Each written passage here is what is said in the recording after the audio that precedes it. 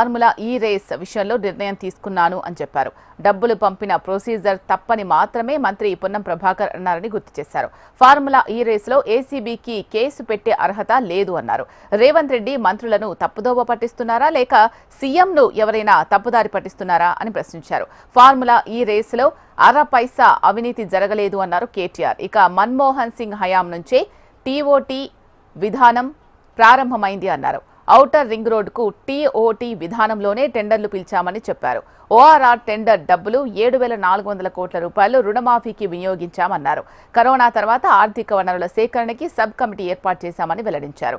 ORR టెండర్లపై ఎంపీగా రేవంత్ రెడ్డి మాట్లాడితే HMDA పరువు నష్టం దావా వేసిందని, కుంభకోణం జరిగితే టెండర్లు ఎందుకు రద్దు చేయడం లేదని నిలదీశారు. రేవంత్ రెడ్డి హోంశాఖ మంత్రిగా ఉన్నారు. ఆయన కింద పనిచేసే సిట్తో న్యాయం జరగదు అన్నారు కేటీఆర్. ఔటర్ రింగ్ రోడ్ టెండర్లపై సిట్టింగ్ జడ్జితో విచారణ జరిపించాలని కేటీఆర్ డిమాండ్ చేశారు. ఓఆర్ఆర్ టెండర్లను రేవంత్ రెడ్డి రద్దు చేయకపోతే కక్ష సాధింపే అని ప్రజలు భావిస్తారు అన్నారు.